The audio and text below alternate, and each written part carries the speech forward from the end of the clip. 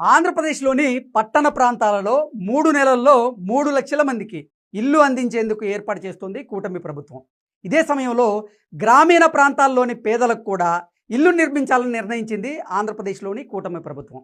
ప్రధానమంత్రి గ్రామీణ ఆవాస్ యోజన, ఎన్టీఆర్ గృహ నిర్మాణ పథకాలను కలిపి సంయుక్తంగా పేదల సొంతింటి కల సాకారం చేసేందుకు ఇప్పుడు ఆంధ్రప్రదేశ్లో ఉన్నటువంటి కూటమి ప్రభుత్వం అడుగులు ముందుకు వేస్తూ ఉంది.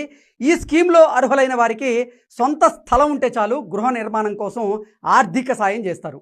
ప్రధానమంత్రి ఆవాస్ యోజన కింద 1,20,000 రూపాయలు, అలాగే ఎన్టీఆర్ హౌసింగ్ పథకం ద్వారా 1,50,000 రూపాయలు, అంటే మొత్తం కలిపి ఒక్కో లబ్ధిదారునికి 2,70,000 రూపాయలు మంజూరు చేస్తారు. కొండ ప్రాంతాల్లోని వారికి 10,000 రూపాయలు, అలాగే ఎస్సీ ఎస్టీ లబ్ధిదారులకు 50,000 అదనంగా అయితే వస్తాయి. ఇక సొంత స్థలం లేని వారికి 3 సెంట్